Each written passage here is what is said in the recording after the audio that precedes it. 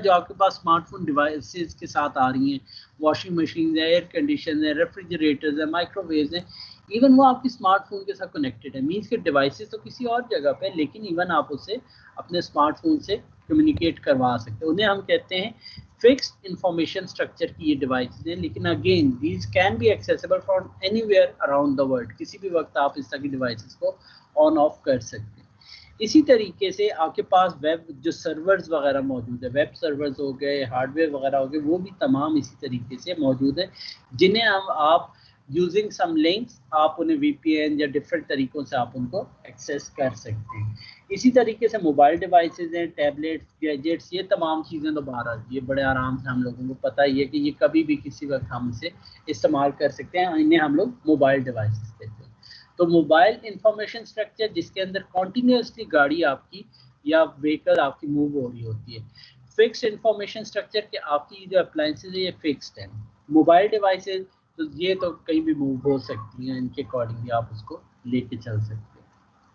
ठीक है, अब जो वीकेस्ट कंप्यूटिंग है, जैसा मैंने कहा कि anywhere any time at any place, ठीक है, ये इसी को कहते हैं यूनिवर्सल कंप्यूटिंग एनवायरनमेंट है, और जिसके अंदर कंप्यूटिंग इंस्ट्रूमेंट्स आ जाते हैं, डिवाइसेस आ जाते हैं, रिसोर्सेज एंड टेक्नोलॉजी, ये तमाम चीज़ें मिल के क्या होते हैं, ये ओवरऑल एक weakest computing universal computing environment बनती है। ठीक है, और इसमें इनविजिबल यूजर्स होते हैं, यूजर हमें नहीं नजर आ रहा होता कि दूसरे एंड पे कौन है। अब इसमें weakest computing capabilities embedded into objects around us. ठीक है, मोबाइल एंड स्टेशनरी।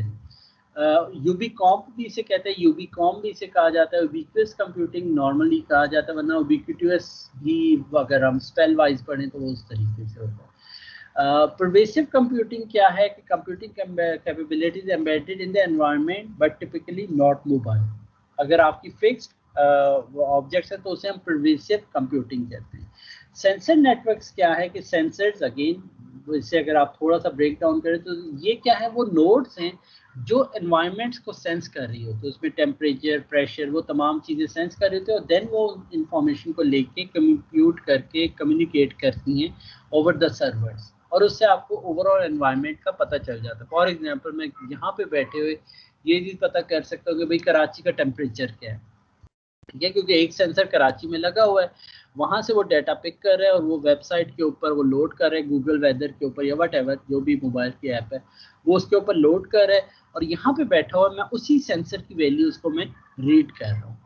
ठीक है, तो इसको हम लोग सेंसर नेटवर्क्स कहते हैं। तो ये तो मैं अभी एक एग्जांपल दी, लेकिन वेरियस सेंसर्स हो सकते हैं, टेम्परेचर, प्रेशर, इसी तरीके से एक्सरोमीटर सेंसर्स, जायरो सेंसर्स, तो ये डिफरेंट सेंसर्स हो सकते हैं जिससे आप एनवायरनमेंट की इंफॉर्मेशन को लेके और फिर आप उसका इस्तेमाल करते हैं। कॉमन इश्यूज क्या है, multi device multi user interaction obviously it's a challenging thing. बहुत ज़्यादा डिवाइसेस, बहुत ज़्यादा यूजर्स उसके अगर इंटरेक्ट करेंगे तो ये इसको करना थोड़ा सा मुश्किल है। Beyond the desktop, obviously desktop से हम ज़्यादातर हट जाते हैं, क्योंकि डेस्कटॉप जो है वो आपका फिक्स लोकेशन में होता है, जबकि जो वीकेस्ट कंप्यूटिंग या परवेसिव कंप्यूटिंग में नॉर्मली हम लोग मोबाइल होते हैं। सेंट्रल वर्सेस डिस्ट्रीब्यूटेड, ये सेंट्रली किसी एक ही लोकेशन में नहीं होता, ये डिफरेंट, जिस तरह सेंसर नेटवर्क सेंसर्स किसी और जगह पे कनेक्टेड है, मल्टीपल कंप्यूटर्स उसमें कनेक्टेड है, वो डिस्ट्रीब्यूटेड आर्किटेक्चर है। तो ये अर्ली है, और ऑब्वियसली इनकी टूल किट्स भी अभी स्टार्टिंग फेज में है, लेकिन बाहर अब काफ़ी मैच्योर हो चुकी है। ये जो टर्म है कि ये बहुत अर्ली थी, दैट वो अराउंड 2017 और 2015 वहाँ तक ये थी, बट बहरहाल आप जो है ये काफ़ी हद तक बेहतर हो चुकी है। Significant benefit for the abstracting complexities from the application developer। जो टूल किट्स हैं उनका मेन फ़ायदा क्या होता है कि वो कम्प्लेक्सिटीज़ को हाइड आउट कर देती है, और जो डेवलपर है वो बड़े आराम से इन टूल किट्स को इस्तेमाल करते हुए इस तरह की एप्लीकेशन बिल्डअप कर सकते हैं। इसमें ग्रुपवेयर की एप्लीकेशन है, कॉन्टेक्स्ट अवेयर की टूल किट मौजूद है, वीक्वेस्ट कंप्यूटिंग की टूल किट मौजूद है, और इसी तरीके से ऑरा, गाया, ऑक्सीजन, तो ये वाली जो है ये पार इसमें मौजूद है। ड्रॉपवेयर कंप्यूटिंग या जो इसकी जो CSCW के 12 ये वाली काफ़ी मशहूर ही है, तो वो इसके लिए इस्तेमाल की जा रही है। ठीक है, अब इसमें वर्चुअल और ऑगमेंटेड रियलिटी की एनवायरनमेंट्स जो बिल्कुल स्टार्ट से मैं आपकी क्लास के लिए कह रहा था कि आप लोग इसमें भी काम वगैरह करें। इसमें वर्चुअल एंड ऑगमेंटेड रियलिटी में हम लोग इसका कैटेगराइज करते हैं virtual reality, augmented reality and augmented virtuality. ठीक है, इन 3 चीज़ों को हम आज डिस्कस करेंगे। मिक्स रियलिटी क्या है, या मिक्स रियलिटी में क्या है कि जिसके अंदर वर्चुअल रियलिटी और एक्चुअल वर्ल्ड आप दोनों को कंबाइन किसी तरीके से करते हैं, इसे हम मिक्स रियलिटीज कहते हैं। एक रियलिटी तो ये है ना कि मुझे जो दुनिया नजर आ रही है, दूसरी रियलिटी ये है जो मुझे कंप्यूटर में कोई चीजें नजर आ रही, वो डिजिटल वर्ल्ड है, और एक रियल वर्ल्ड है।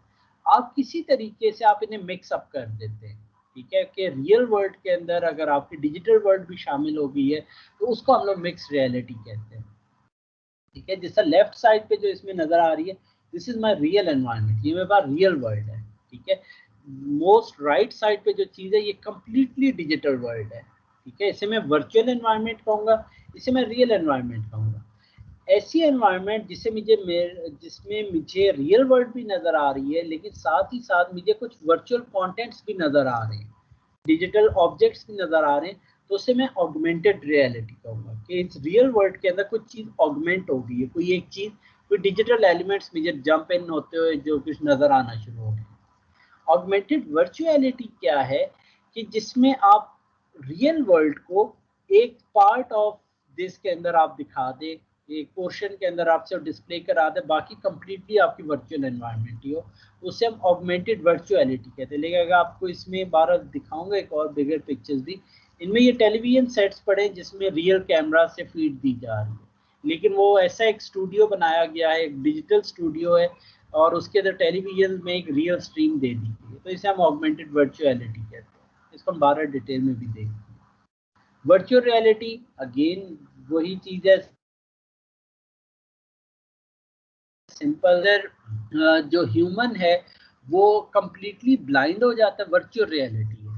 ठीक है, जो मैंने लास्ट वाला बताया कि इसमें यूजर जो है कंप्लीटली ब्लाइंड है और उससे रियलिटी के बारे में कुछ नजर नहीं आ रहा, और वो जो पार्टिसिपेंट है उसकी पोजीशन और एक्शन के अकॉर्डिंगली उससे फीडबैक भी मिल रही होती है। ठीक है, अगर आप लेट से डिफरेंट किस्म की ये चाइना वॉल इस तरह की आपने देखी होंगी, इवन डिफरेंट मॉल्स के अंदर भी वो नजर आ गई हैं, तो जिसमें आप रियल एनवायरनमेंट आपको नहीं नजर आ रही होती, लेकिन आपको कंप्लीटली आप इमर्सिव होते हैं, पूरे आप महव होते हैं इनटू अ डिजिटल एनवायरनमेंट।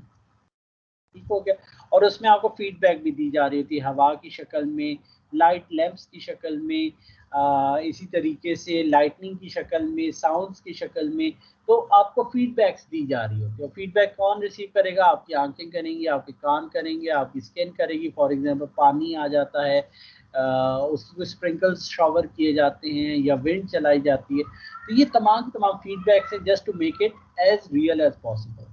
तो इसमें हम इमर्सिव कहते हैं, semi immersive and non immersive, ये 3 किस्म की, ये कि कितने आप इन डेप्थ तरीके से आप महव उसमें हो गए। ठीक है, इसमें हम लोग जो बात करते हैं उसमें ये है कि नॉन इमर्सिव क्या है कि हम बिल्कुल ही उसमें नहीं है, हम रियल वर्ल्ड में तो रियल वर्ल्ड में ही है, दैट्स इट।